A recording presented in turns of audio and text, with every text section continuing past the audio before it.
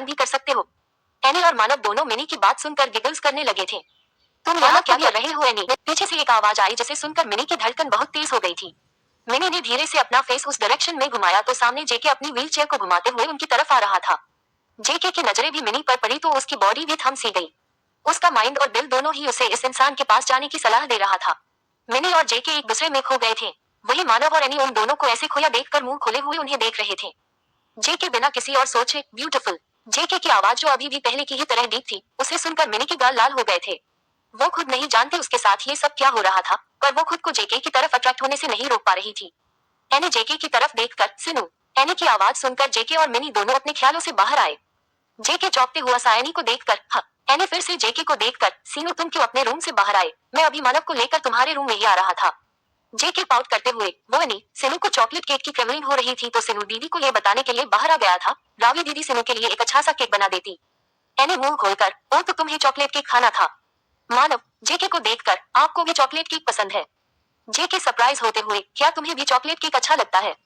मानव अपने cute rabbit जैसे दांत दिखाते हुए यस वो मेरा फेवरेट है। आपको पता है मेरी मम्मा वर्ल्ड का सबसे बेस्ट चॉकलेट केक बनाती है।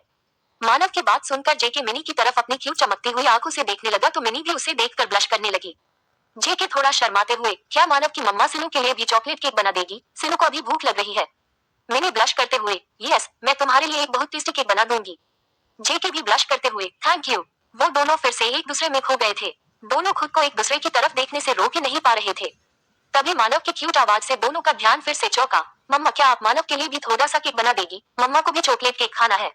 एनी भी अपनी पप्पी आई से मिनी को देखकर ब्यूटीफुल आंटी एनी के लिए भी। एनी को भी आपके हाथों का बनाया हुआ केक खाना है। उन दोनों की बात सुनकर मिनी स्माइल करते हुए डोंट वरी मैं एक बड़ा सा केक बना दूंगी जिसे तुम सब मिलकर साथ में एंजॉय करना। ये सुनकर जेकी चिढ़ी हुई आवाज में पर सिनु को तो स्पेशली अपने लिए ही केक बनवाना था। पर उसने यह बात धीरे से बोली थी तो किसी ने सुनी नहीं थी। इसके बाद मानव और एनी जेके के साथ उसके बेडरूम में चले गए थे और मिनी किचन में जाकर केक बनाने लगी थी। दोनों के फेस पर अभी एक स्माइल थी। भले ही दोनों को कुछ याद नहीं आया था पर उनके दिल को बहुत सुकून था जैसे कुछ अच्छा हो रहा था। इतने सालों में उनके दिल को इतना अपनापन और सुकून कभी महसूस नहीं हुआ था जितना आज हो रहा था। आगे क्या होगा जानने के लिए पढ़ते रहे mafia's heart beats by Korean writer सिर्फ और सिर्फ पॉकेट नॉवेल पर। सुबह के 9:30 शिमला में डॉक्टर ईशान को अभी जेके का चेकअप करने के लिए आरवी के घर आना था। उन्हें यूं बाहर जाता देखकर मानव ने भी उनके साथ जाने की जिद पकड़ ली। आखिरकार थक कर ईशान मानव को भी अपने साथ ले जाने के लिए तैयार हो गया। अब जैसा कि मानव और ईशान दोनों ही राठौर फैमिली के पास जा रहे थे तो ईशान ने मिनी को भी अपने साथ ले जाने का डिसीजन लिया क्योंकि उसके अकॉर्डिंग मिनी जितना ज्यादा अपनी फैमिली के साथ टाइम स्पेंड करेगी उसकी मेमोरी आने के चांसेस उतने ही बढ़ जाने वाले थे। आखिरकार वो तीनों अभी आरवी के घर पहुंच ही गए थे। ये आया एरोप्लेन और सीधा एनी के मुंह में गया। यह मिनी खुशी से चाहते हुए बोली। एनी ने अपनी प्लेट का लास्ट बाइट खाया और वो और मानव क्लैप करने लगे। अभी एनी के जिद करने की वजह से मिनी खुद अपने हाथों से उसे खाना खिला रही थी। मिनी हमेशा मानव को भी यूं ही खेलते और हंसते हुए खाना खिलाती थी तो वो सेम चीज एनी के साथ कर रही थी। मिनी स्माइल करते हुए फिन सिट। एनी गिगल्स करते हुए फिन विजन। एनी ने मिनी की क्यूट आवाज की नकल निकालते हुए यह बात बोली थी तो उसकी ऐसी आवाज सुनकर मिनी शॉक थी जबकि मानव जोर जोर से हंसने लगा था। मिनी ने अपनी सूट की चुन्नी से मानव और एनी के मुंह को क्लीन किया। मिनी स्माइल करते हुए अब तुम दोनों ने अपना पेट भर लिया है मतलब अब तुम दोनों के पास खेलने के लिए और भी एनर्जी आ गई है। मिनी ने इधर उधर अपनी नजरें घुमाई और फिर धीरे से एनी के कान के पास आकर के और अब तुम चाहो तो सबको परेशान भी कर सकते हो। एनी और मानव दोनों मिनी की बात सुनकर गिगल्स करने लगे थे। तुम यहाँ क्या कर रहे हो एनी? पीछे से एक आवाज आई जिसे सुनकर मिनी की धड़कन बहुत तेज हो गई थी। मिनी ने धीरे से अपना फेस उस डायरेक्शन में घुमाया तो सामने जेके अपनी व्हील चेयर को घुमाते हुए उनकी तरफ आ रहा था। जेके की नजरें भी मिनी पर पड़ी तो उसकी बॉडी भी थम सी गई। उसका माइंड और दिल दोनों ही उसे इस इंसान के पास जाने की सलाह दे रहा था। मिनी और जेके एक दूसरे में खो गए थे। वही मानव और एनी उन दोनों को ऐसे खोया देखकर मुंह खोले हुए उन्हें देख रहे थे। जेके बिना किसी और सोचे ब्यूटीफुल। जेके की आवाज जो अभी भी पहले की ही तरह डीप थी, उसे सुनकर मिनी के गाल लाल हो गए थे। वो खुद नहीं जानती उसके साथ ये सब क्या हो रहा था, पर वो खुद को जेके की तरफ अट्रैक्ट होने से नहीं रोक पा रही थी। एनी जेके की तरफ देखकर सिनु। एनी की आवाज सुनकर जेके और मिनी दोनों अपने ख्यालों से बाहर आए। जेके चौंकते हुआ सा एनी को देखकर हाँ। एनी फिर से जेके को देखकर सीनू तुम क्यों अपने रूम से बाहर आए? मैं अभी मानव को लेकर तुम्हारे रूम में ही आ रहा था। जेके पाउट करते हुए वो एनी। सिनु को चॉकलेट केक की क्रेविंग हो रही थी तो सिनु दीदी को ये बताने के लिए बाहर आ गया था। रावी दीदी सिनु के लिए एक अच्छा सा केक बना देती। एनी मुंह खोलकर ओ तो तुम्हें चॉकलेट केक खाना था। मानव जेके को देखकर आपको भी चॉकलेट केक पसंद है? जेके सरप्राइज होते हुए क्या तुम्हें भी चॉकलेट केक अच्छा लगता है? मानव अपने क्यूट रैबिट जैसे दांत दिखाते हुए यस वो मेरा फेवरेट है। आपको पता है मेरी मम्मा वर्ल्ड का सबसे बेस्ट चॉकलेट केक बनाती है। मानव की बात सुनकर जेके मिनी की तरफ अपनी क्यूट चमकती हुई आंखों से देखने लगा तो मिनी भी उसे देखकर ब्लश करने लगी। जेके थोड़ा शर्माते हुए, क्या मानव की मम्मा सिनु के लिए भी चॉकलेट केक बना देगी? सिनु को अभी भूख लग रही है। मिनी ब्लश करते हुए, यस, मैं तुम्हारे लिए एक बहुत टेस्टी केक बना दूंगी। जेके भी ब्लश करते हुए, थैंक यू। वो दोनों फिर से एक दूसरे में खो गए थे। दोनों खुद को एक दूसरे की तरफ देखने से रोक ही नहीं पा रहे थे। तभी मानव की क्यूट आवाज से दोनों का ध्यान फिर से चौंका। मम्मा, क्या आप मानव के लिए भी थोड़ा सा केक बना देगी? मम्मा को भी चॉकलेट केक खाना है। एनी भी अपनी पप्पी आई से मिनी को देखकर, ब्यूटीफुल आंटी, एनी के लिए भी, एनी को भी आपके हाथों का बनाया हुआ केक खाना है। उन दोनों की बात सुनकर मिनी स्माइल करते हुए, डोंट वरी, मैं एक बड़ा सा केक बना दूंगी जिसे तुम सब मिलकर साथ में एंजॉय करना। ये सुनकर जेके चिढ़ी हुई आवाज में, पर सिनु को तो स्पेशली अपने लिए ही केक बनवाना था। पर उसने यह बात धीरे से बोली थी तो किसी ने सुनी नहीं थी। इसके बाद मानव और एनी जेके के साथ उसके बेडरूम में चले गए थे और मिनी किचन में जाकर केक बनाने लगी थी। दोनों के फेस पर अभी एक स्माइल थी। भले ही दोनों को कुछ याद नहीं आया था पर उनके दिल को बहुत सुकून था, जैसे कुछ अच्छा हो रहा था। इतने सालों में उनके दिल को इतना अपनापन और सुकून कभी महसूस नहीं हुआ था जितना आज हो रहा था। डॉक्टर ईशान को अभी जेके का चेकअप करने के लिए आरवी के घर आना था। उन्हें यूं बाहर जाता देखकर मानव ने भी उनके साथ जाने की जिद पकड़ ली। आखिरकार थक कर ईशान मानव को भी अपने साथ ले जाने के लिए तैयार हो गया। अब जैसा कि मानव और ईशान दोनों ही राठौर फैमिली के पास जा रहे थे तो ईशान ने मिनी को भी अपने साथ ले जाने का डिसीजन लिया, क्योंकि उसके अकॉर्डिंग मिनी जितना ज्यादा अपनी फैमिली के साथ टाइम स्पेंड करेगी उसकी मेमोरी आने के चांसेस उतने ही बढ़ जाने वाले थे। आखिरकार वो तीनों अभी आरवी के घर पहुंच ही गए थे। अगली सुबह रियान अपने रूम से बाहर निकला। आज आरवी और शिवांगी के जिद करने की वजह से वो अपने काम पर नहीं गया था। उसने अभी एक ब्लू कलर की डेनिम और सिंपल लाइट ब्राउन कलर की शर्ट पहनी हुई थी जो उसके जीन्स में अच्छे से टक हो रखी थी। इतने सिंपल कपड़ों में भी रियान की हैंडसमनेस छुप नहीं रही थी। उसकी वेल बिल्ड बॉडी उसकी ब्राइटनेस को और भी बढ़ा रही थी। अभी उसे कोई भी लड़की देखे तो उसकी दीवानी हो जाए, पर वो जिसे पसंद करता था वो तो उसे नजर उठाकर भी नहीं देखती थी। रियान धीरे धीरे चलकर नीचे मेन हॉल में आया तो उसने अपने टूटे हुए दिल के लिए एक बहुत ही हॉट वार्मिंग सीन देखा। उसकी ब्यूटीफुल वाइफ, जिसे वो कभी अपनी वाइफ नहीं बोल पाया, उनके एडोरेबल बेबी को अपने हाथों से खाना खिला रही थी। एनी बार बार अपनी गर्दन को हिलाते हुए इधर उधर उछलते कूदते हुए रावी के हाथों से छोटे छोटे बाइट खा रहा था। अपने बेटे को ऐसे हंसता खेलता देखकर रियान का दिल खिल उठा था। एनी रियान के लिए अपने प्यार से मिला प्यारा सा गिफ्ट था जो बहुत ही क्यूट और अडोरेबल था। और उसकी वाइफ, उसका प्यार रावी, रियान अभी उसे देखने भर से सेटिस्फैक्शन फील कर रहा था। उसने अपने पास में जो कुछ भी किया था वो उसे कभी बदल नहीं सकता, पर वो अब खुद को बदलना चाहता था अपनी फैमिली के लिए। रियान अपने ही ख्यालों में इतना खोया हुआ था कि उसने जब एनी की जोर से चिल्लाने की आवाज सुनी तो उसका ध्यान टूटा। एनी रियान को देखकर, गुड मॉर्निंग अंकल। एनी अब रियान को अच्छे से जानता था क्योंकि कल रियान ने रावी से छुपते हुए एनी को बहुत सारी चॉकलेट दी थी। उसे जब से पता चला था एनी उसका बेटा था, वो खुद को एनी के पास जाने से रोक नहीं पा रहा था। वही एनी को भी एक ही मुलाकात में ही रियान से बहुत अलग सा अटैचमेंट हो गया था। वो खुद भी अब हर टाइम रियान के साथ रहना चाहता था। एनी ने रियान को देखा, सेम टाइम पर रावी का ध्यान भी उस पर गया। रियान एनी की आवाज सुनकर बहुत खुश हो गया था। उसने अपने कदम उन दोनों की तरफ आगे बढ़ाने चाहे, पर जब उसे रावी की बात याद आई तो उसने अपने कदम रोक लिए और एक दर्द भरी मुस्कान लिए एनी को देखा। रियान बहुत धीमी आवाज में, good morning my baby, Ryan ने एनी को कहा, पर उसने अपनी नजर रावी की तरफ करी जो ब्रेकफास्ट की प्लेट पकड़े हुए बिल्कुल शांति से बैठी हुई थी। एनी स्माइल करते हुए रियान को देख रहा था, पर तभी उसकी नजर रियान के हाथ पर गई जहां बड़ी सी चोट लगी हुई थी। एनी ये देखकर बहुत सैड हो गया। एनी सैड आवाज में, अंकल आपको लग गई है। रियान ने एनी को देखा और फिर अपने हाथ को जहां पर उसे कल फैक्ट्री में काम करते हुए उससे लग गई थी, पर रियान ने इस पर कोई ध्यान नहीं दिया था। पर अब जब उसने इस वजह से एनी का सैड फेस देखा तो वो खुद भी बहुत टेंस हो गया था। रियान चेहरे पर एक छोटी सी स्माइल करते हुए, ये कुछ नहीं है बेटा, आप अपना ब्रेकफास्ट फिनिश करो वरना वो ठंडा हो जाएगा। एनी ने पाउट करते हुए रियान को देखा और फिर अपनी मम्मा को। एनी क्यूट आवाज में, मम्मा देखो, उन अंकल को भी लग गई जैसे एनी को भी लग थी। इतना बोलकर एनी अपने हाथ पर आया हुआ छोटा सा स्क्रैच दिखाने लगा जो उसे खीलते हुए लग गया था। मम्मा आप उन अंकल को भी खिला दो, उनके हाथ में लग रही है, वो कैसे खाएंगे? रावी ने शौकन राय से जल्दी से एनी की तरफ देखा। रियान का भी सेम यही रिएक्शन था। उसने अपना गला साफ किया और अपनी नजरें दूसरी तरफ घुमा ली। पर एनी जल्दी से अपनी चेयर पर से उतरा और रियान को खींचते हुए अपने साथ डाइनिंग टेबल की तरफ ले जाने लगा। रियान उसे रोकने की कोशिश करते हुए, एनी बेटा रुको, मैं भूखा नहीं।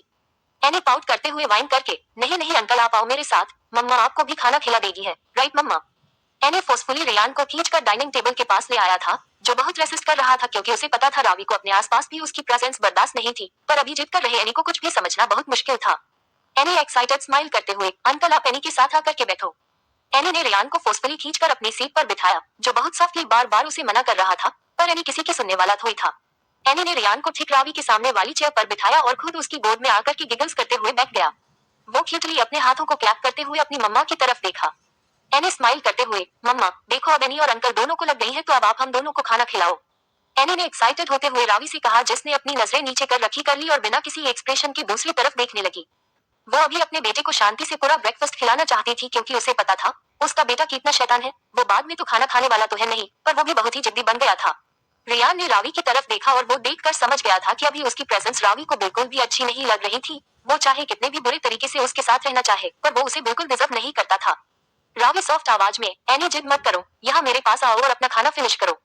इतना बोलकर रावी एनी को रियान की गोद से उठाने ही वाली थी, पर उसने रोना शुरू कर दिया और रियान को टाइटली पकड़ लिया। एनी रोते हुए, नो अनुष, मम्मा हम दोनों को साथ में खिलाओ। रावी खुद का गुस्सा कंट्रोल करते हुए, एनी प्लीज ऐसा मत करो बेबी, यहाँ मेरे पास आओ और प्रॉपर्ली अपना खाना फिनिश करो। एनी फिर से चिल्लाते हुए, नो मुझे नहीं खाना, एक आंट प्लीज मम्मा। एनी रियान को पकड़े हुए और भी जिद करने लगा था। रावी ने उसे देखा और फिर रियान को। उसने एक गहरी सांस ली और प्लेट को टेबल पर रखकर कोल्ड फेस के साथ हाथ बांधकर बैठ गई। रियान ने गिल्टी आंखों से उसे देखा। आज फिर उसकी वजह से रावी को प्रॉब्लम हो रही थी। रियान ने सॉफ्टली एनी के गाल पकड़े, बेटा अपनी मम्मा की बात को यूं मना नहीं करते, हमें हमेशा अपनी मम्मा की बात माननी चाहिए ओके। अब तुम अपनी मम्मा के पास जाओ और अपना ब्रेकफास्ट फिनिश करो, और रही मेरी बात, अहम मुझे तो भूख ही नहीं लग रही है। एनी हवा में अपने हाथ पैर उछाल कर, नो आप झूठ बोल रहे हो, आप गंदे हो। एनी अपने हाथ बांधे अपने चेहरे पर एक बड़ा सा पाउट लिए बैठ गया। उसके इस क्यूट फेस को देखकर उसके पेरेंट्स उसकी क्यूटनेस पर कोह रहे थे। रावी अच्छे से जानती थी कि एनी कितना जिद्दी था और अगर उसका गुस्सा बढ़ गया तो फिर वो घर में किसी को भी चैन से नहीं बैठने देगा। रावी अभी खुद को थोड़ा हेल्पलेस महसूस कर रही थी। वही रियान अभी खुद को ही कसूरवार समझे जा रहा था। न तो वो उन दोनों के सामने आता और न ही यह सब कुछ होता। अपने भारी दिल से रियान ने एनी को अपने पास खींचा और उसके बालों को प्यार से सहलाया। रियान सॉफ्ट आवाज में, एनी गुड बॉय हमेशा अपनी मम्मा की बात मानते हैं, अब अपनी मम्मा को ज्यादा परेशान मत करो और अपना खाना फिनिश कर लो। एनी बड़ा सा पाउट किए हुए, नो नो मम्मा को अंकल को भी खिलाना पड़ेगा। रियान एक गहरी सांस लेकर, बेटा प्लीज जिद मत। एनी चिल्लाते हुए, नो नो नो।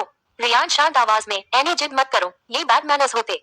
रियान के शब्द सरप्राइज आंखों से कट गए जब उसने रावी को एक प्रॉपर मील बाइट बनाकर उसके मुंह की तरफ आगे करते हुए देखा। रियान ने रावी को देखा जिसकी आंखों में अभी कोई फीलिंग्स नहीं दिख रही थी। उसने बस रियान के लिए एक बाइट बनाई और ब्लैंकली दूसरी तरफ देखने लगी। रियान को अचानक से अपने दिल में एक अजीब तरह का सुकून सा महसूस हुआ, पर इसके साथ ही उसे दर्द भी महसूस हो रहा था क्योंकि वो जानता था कि रावी यह सब सिर्फ एनी के लिए कर रही थी। एनी भी यह सब देखकर अपना गुस्सा भूलकर रियान की गोद में खुशी से उछलने लगा। एनी एक्साइटिंग आवाज में, अंकल अपना मुंह खोलो। रावी ने अपना हाथ रियान की मुंह की तरफ कर रहा रखा था, पर रियान के लिए सिचुएशन बिल्कुल भी नॉर्मल नहीं थी। वो ऐसी केयर डिजर्व नहीं करता। वो अपने किए हुए गुनाहों के लिए बहुत ही गिल्टी और एम्ब्रेस था, पर फिर भी डेस्टिनी उसे ये सब दिखा रही थी। उसने अपनी वाइफ की तरफ देखा जो ये सब नहीं करना चाहती थी, पर अपने बच्चे के लिए कर रही थी। रावी रियान के बाइट खाने का वेट कर रही थी, पर रियान में इतना गट्स नहीं था। एनी क्यूट आवाज में, अंकल से आ। जब एनी ने अपने वर्ड्स को फिर से अवे होते हुए नहीं देखा तो उसके फेस पर फिर से एक बड़ा सा पाउट आ गया। एनी रावी को देखकर, मम्मा अंकल को एरोप्लेन बनाकर खिलाओ जैसे कल ब्यूटीफुल आंटी ने एनी को खिलाया था। एनी ने एक्साइटिंग आवाज में कहा तो रावी उसे डन फेस से देखने लगी। रावी ब्लैंकली, एरोप्लेन मिसाइल ही बना देते हूँ ना। एनी तो कुछ समझा नहीं तो पाउट करने लगा, पर रियान जो रावी की बात समझ गया था वो अपनी गर्दन स्क्रैच करने लगा क्योंकि उसे पता था अभी रावी उसे मॉक कर रही थी।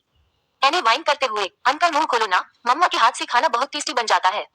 रावी ने कॉर्डली रियान को देखा तो वो अपना गला साफ करते हुए इधर उधर देखने लगा। एनी फिर से, खाओ ना अंकल, एनी ने कहा और फिर रियान के गालों को पकड़कर उन्हें स्क्वीज किया जिससे उसके लिप्स पाउट की शेप में खुल गए जो अभी उसे बहुत फनी बना रहे थे। अभी अगर यहाँ घर का कोई और मेंबर होता तो वो रियान को ऐसे देखकर बहुत बुरी तरह से हंसने लग जाता, पर रावी के लिए कुछ भी फनी नहीं था। वो अभी उन दोनों बाप बेटे को डन फेस से देखी जा रही थी। एनी रियान के गालों पर स्लैप करते हुए और उसके गालों को स्क्वीज करते हुए, खाओ खाओ खाओ ना।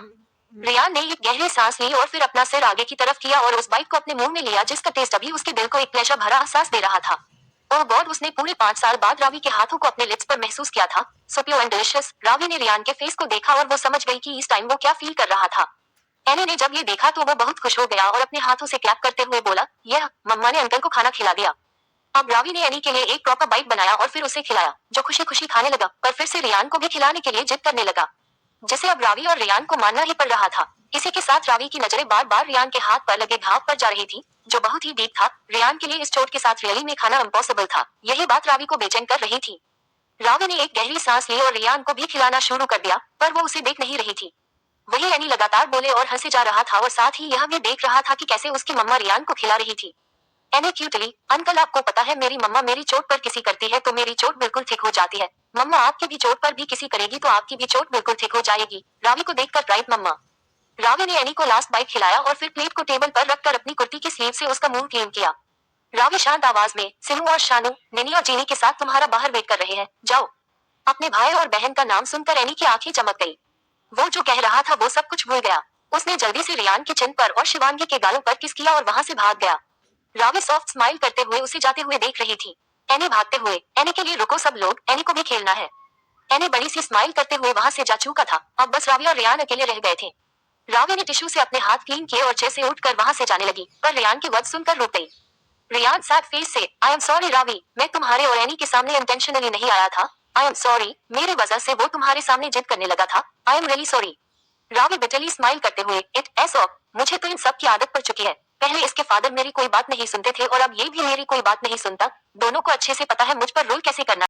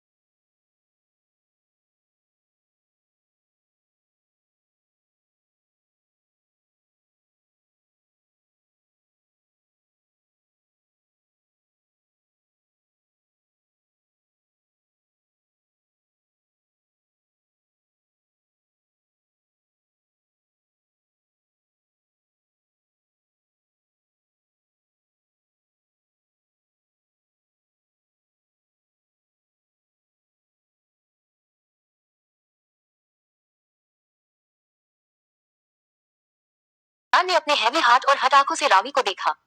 रेयान रावी के फेस को देख रहा था, जिस पर अभी कोई एक्सप्रेशन नहीं था। उसका दिल सब चीजों से थक चुका था। उसके फेस पर ना ही कोई गुस्सा, ना ही कोई कोल्डनेस और ना ही उसके फेस पर कोई कंप्लेन थी। वो सिर्फ अपनी जिंदगी जी रही थी, शायद सिर्फ एनी के लिए। रेयान कभी अपने सपने में भी रावी को इस तरह से नहीं देखना चाहता था। ये सब रेयान को एक फेलियर बना रहा था। उसे ऐसा लग रहा था कि मानो वो अपनी लाइफ की सभी बाजी हार गया हो। उसे अभी दर्द महसूस हो रहा था। का ग्लास रेयान आगे किया और उठ करने लगी, पर इससे पहले ही रेयान ने बहुत सॉफ्टली पकड़ लिया, जैसे कि उसने कोई बहुत नाजुक फूल अपने हाथों में लिया हो। रेयान के इस एक्शन की वजह से रावी अपनी जगह पर रुक गई। रेयान नीचे देखते हुए, मैंने कभी भी तुमसे नफरत नहीं करी है। रावी साथ चकल करते हुए, तो कभी प्यार भी तो नहीं किया। रावी की क्रैक्ड आवाज सुनकर रेयान का दिल चीर रहा था। रावी की आंखों में आंसू आ गए थे, पर उसके फेस पर अभी पहले जैसे ही एक्सप्रेशन थे। रेयान ने से रावी की कलाई पकड़ी हुई थी। उसने धीरे से बस लिया तो रावी दूसरी तरफ ने लगी थी। कुछ सेकेंड बाद ही रावी को अपनी तरफ टर्न किया, जो नीचे देखकर रो रही थी। रेयान अपनी वाइफ की तरफ लीन हुआ और उसने अपनी फिगर से रावी के चिन के नीचे रखकर उसका फेस ऊपर किया, पर रावी ने अभी भी उससे कोई भी आई कांटेक्ट नहीं किया था। रेयान डेडिकेटेड आवाज में, मैं कभी भी तुम पर रोल नहीं करूंगा और ना ही किसी और को करने दूंगा। मैं तुम्हें पूरी तरह से फ्री करता हूँ और तुम्हें किसी भी तरह की बाउंड्रीज में कैद नहीं रहने दूंगा। अब तुम किसी के लिए भी आंसू नहीं बहाओगी। मैं तुम्हारी लाइफ से हर गम को खींचकर उसे खुशियों से भर दूंगा। रेयान ने अपनी आंखों से बहते आंसू पोंछे और फिर रावी के फेस को सॉफ्टली अपने हाथों में लिया। रावी, अब तुम्हें और आंसू बहाने की जरूरत नहीं है और ना ही तुम्हें इस तरह से बेरंग जिंदगी जीने की जरूरत है। रेयान ने रावी को देखा और फिर बहुत ही डेडिकेटेड आंखों से उसके फोरहेड पर किस किया। रेयान डेयरली, रावी। रावी ने धीरे से सर करी। कमांड पर सॉफ्ट आवाज में, मुझे डिवोर्स दे दो। रावी की आंखें रेयान को देखकर, उसने अपने फेस से रेयान के हाथ कदम पीछे हो गई। उसे समझ ही नहीं आ रहा था कि उसे इस टाइम कैसे रिएक्ट करना चाहिए। वो तो रेयान को अपनी लाइफ में नहीं चाहती थी, ना फिर क्यों उसे अपने दिल में इतना दर्द हो रहा था। रेयान ने रावी के पास आकर उसकी गालों को छूने की कोशिश करी, पर रावी फिर से पीछे हो गई। वो जल्दी से मुड़ी और वहां से जाने लगी। वरिद विराट भी उसके पीछे पीछे चल रहा था। रावी बाहर लिविंग रूम में आ चुकी थी। उसे समझ ही नहीं आ रहा था आखिर उसका दिल क्या चाहता था। वही रेयान वरीड फेस से उसके पीछे पीछे दौड़ता हुआ उसका नाम बार बार बोल रहा था। Ryan softly, Ravi please listen to me, Ravi. Ryan ने थोड़ा तेज चलकर रावी की कलाई पकड़ ली, पर रावी ने उसका हाथ झटक कर अपना हाथ छुड़ा लिया। रावी के फेस पर अनएक्सप्लेनेबल पेन दिख रहा था। रेयान ने एक गहरी सांस ली और फिर कंसर्न भरे चेहरे से उसके पास आया। रेयान धीमी आवाज में, रावी मैं बिल्कुल सही कह रहा हूँ। तुम्हें ये डिसीजन 5 साल पहले ही ले लेना चाहिए था। मैं तुम्हें डिजर्व नहीं करता। मैं तुम्हारी लाइफ में सिर्फ प्रॉब्लम क्रिएट करता हूँ। मैंने तुम्हारे साथ बहुत गलत किया है। मैंने इंटेंशनली और अनइंटेंशनली तुमसे तुम्हारी सारी खुशियों को छीन लिया है। तुम्हारी स्माइल, तुम्हारा बचपना और तुम्हारे ड्रीम्स। रेयान ने ये सब बहुत भारी दिल से कहा था और रावी को ये सब सुनने में बिल्कुल भी अच्छा नहीं लग रहा था।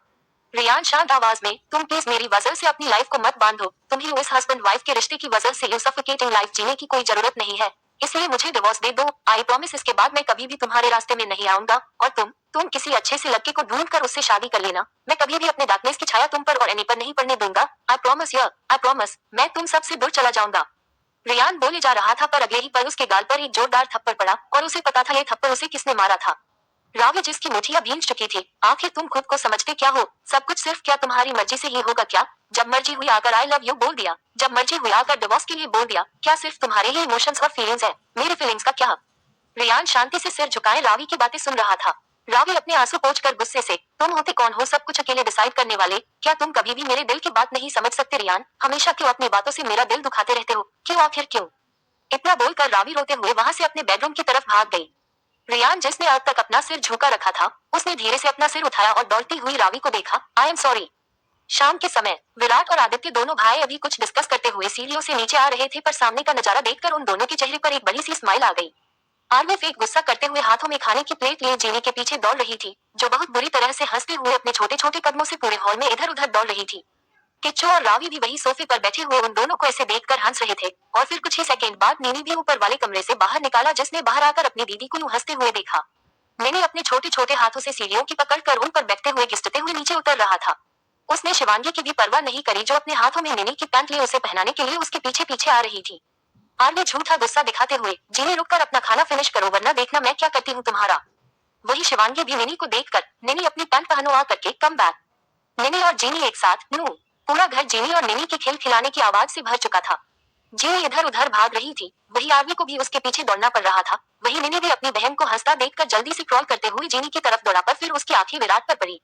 विराट को देखकर उसकी आंखें चमक उठी। निनी अपने छोटे छोटे कदमों को उठाते हुए विराट की तरफ आया और फिर वो जा करके विराट के पैरों से लिपट गया, क्योंकि उसके हाथ अभी भी बहुत छोटे थे। शिवांगी ने जब निनी को विराट के पास देखा तो फिर उसने एक चैन की सांस ली। शिवांगी विराट को देखकर, विराट आप ही बोलो ना उसे आकर के पैंट पहन ले। निनी ने पाउट करते हुए विराट की पैंट को भी टाइटली पकड़ लिया और विराट के पैरों में छिपने लगा। विराट ने निनी की तरफ देखा और फिर उसे अपनी गोद में उठा लिया। निनी ने अपने बेबी हाथों को विराट की गर्दन के चारों तरफ लपेट लिए। जीनी ने जब निनी को अपने बड़े पापा की गोद में अकेले देखा तो वो चिढ़ गई। बड़े पापा, आप अकेले निनी को ही गोद में नहीं उठा सकते, आप उसे अभी ही नीचे उतारो। एड ने एक गहरी सांस ली और जीनी को अपनी गोद में उठा लिया। एड शांत आवाज में, तुम्हारी हाइट और तुम्हारा एटीट्यूड दोनों ही तुम्हारी मम्मा से कितना मिलता है। एड ने टेढ़ी नजर से आरवी को देखकर यह बात बोली थी, जो उसे खा जाने वाली नजरों से देख रही थी। विराट, निनी के फेस पर किस करते हुए, एक्स तुम अपनी पैंट के नहीं रहे हो।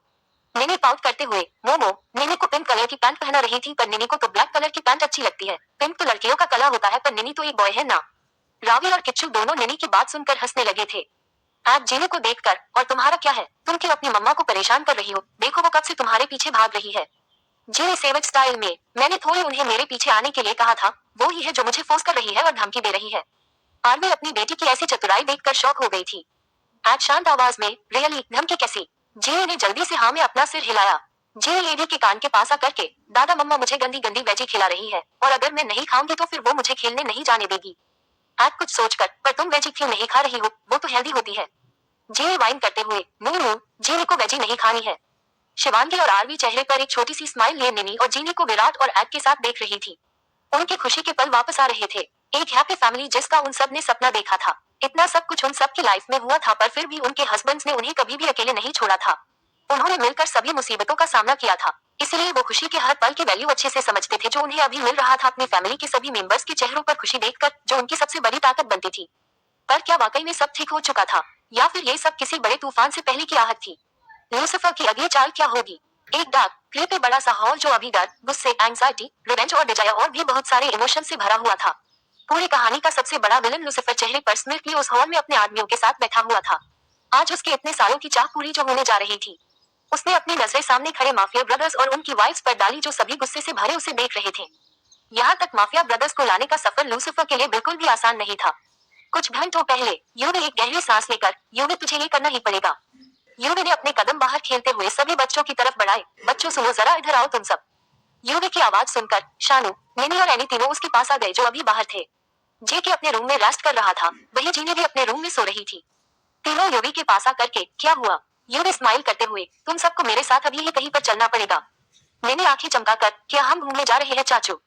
मैंने की मासूम आवाज सुनकर यूवी का दिल कांपने लगा। क्या वो कर रहा था वो सही था? यूवी ने धीमी आवाज में कहा, नहीं हम कहीं और जा रहे हैं। एनी पाउट करते हुए, मामू पहले मुझे मम्मा को जाकर बताना पड़ेगा, वो मुझे कहीं भी जाने की परमिशन नहीं देगी। यूवी तेज डीप आवाज में, नहीं कोई भी कहीं नहीं जाएगा। यूवी की इस तेज आवाज को सुनकर वो तीनों ही डर गए, क्योंकि यूवी ने कभी भी ऐसी आवाज में किसी से भी बात नहीं करी थी, और आज वो बहुत अपसेट भी लग रहा था। दिशांत थोड़ी शांत आवाज में, ठीक है यूवी चाचू, आप जहाँ बोलेंगे हम वहाँ चलेंगे, हम आप पर पूरा ट्रस्ट है। दिशान की बात सुनकर यूवी के दिल में कुछ टूट सा गया। यहाँ बच्चे उस पर इतना ट्रस्ट करते थे और वो उनके इस ट्रस्ट को तोड़ रहा था। यूवी कुछ पल शांत रहा। उसने अपने माइंड में बहुत कुछ सोचा और फिर उन तीनों की तरफ देखकर डीप आवाज में बोला, अब मैं जो बोल रहा हूँ उसे ध्यान से सुनना और बिल्कुल वैसा ही करना जैसा मैं अभी समझा रहा हूँ। इसके बाद यूवी ने अपना प्लान उन तीनों को अच्छे से समझा दिया। वहीं दूसरी तरफ सानिया की आंखों से आंसू बह रहे थे। आज फिर से उसे वही सब करना पड़ रहा था जिन सबसे उसे नफरत थी। सानिया ने बहुत भारी मन से डोर का नॉक ओपन किया और रूम में एंटर हुई। सामने जीनी अपने बड़े से टैडी को हक किए बहुत ही सुकून भरी नींद ले रही थी। उसके चेहरे पर उसकी मासूमियत साफ साफ झलक रही थी। सानिया ने अपने कदम आगे बढ़ाए। वो अबा करके जीनी के बैग पर उसके पास आकर के बैठ गई थी। सानिया बहुत ही अडोर आइज से जीनी को देख रही थी। इसी के साथ उसकी आंखों में आंसू भी चमक रहे थे। सानिया ने धीरे से झुककर जीनी की फोरहेड पर किस किया। I am sorry baby, please forgive me. इतना बोलकर सानिया ने जीनी को कुछ सुंघाकर उसे ब्लैंकेट से पूरी तरह से कवर कर दिया। सानिया ने जीनी को इस ब्लैंकेट से किसी बंडल की तरह पैक किया था। इसके बाद उसने जीनी को ऐसे ही अपनी गोद में उठाया और लूसिफर के बताए हुए जगह पर जाने लगी। कुछ मिनटों बाद विराट और आदित्य दोनों अभी बिजनेस के कुछ इंपोर्टेंट मेल्स लैपटॉप पर चेक कर रहे थे। वही शिवांगी और आरवी उन दोनों के लिए ब्रेकफास्ट बनाकर ला ही रही थी। उन दोनों के फेस पर बड़ी सी स्माइल थी और दोनों ही विराट और आदित्य की तरफ आई और उन्होंने ब्रेकफास्ट की प्लेट्स को टेबल पर रखा। आरवी एड को देखकर आदि, इससे पहले कि एड उसकी बात का कोई जवाब दे पाता, उसका फोन रिंग करने लगा। एड आरवी की तरफ देख, एक मिनट। इतना बोलकर एड ने अपनी नजरें फोन की तरफ घुमाई पर कॉलर आईडी देखते ही उसके चेहरे के एक्सप्रेशन बिल्कुल चेंज हो गए। बाकी सभी ने भी इस बात को अच्छे से नोटिस कर लिया था। एड फोन पिक करके, क्यों कॉल किया है? फोन की दूसरी तरफ से लूसिफर हंसते हुए, फोन उठाते ही ऐसे कौन बोलता है? एड, तुम भी ना बिल्कुल अपने बाप की तरह हो, बिल्कुल फास्ट फॉरवर्ड, न ही कोई ही और ना ही हेलो, सीधा पॉइंट की बात पर आ गए। एड शांत आवाज में, जो बोलना है बोलो, मेरे पास तुम्हारे लिए फालतू टाइम नहीं है। लूसिफर पाउट करते हुए, ऐसे तो मत बोलो आदि, तुम मेरी फीलिंग्स को हर्ट कर रहे हो। अब एड को गुस्सा आने लगा था। तुम्हारे लिए अच्छा होगा अब बोल भी दो, वरना मैं फोन कट रहा हूँ। इतना बोलकर एड फोन काटने ही वाला था कि तभी लूसिफर फिर से बोला, लगता है तुम्हें अपने बच्चों की जान की कोई परवाह ही नहीं है। ये सुनकर एड की आंखें बड़ी हो गई। बच्चे?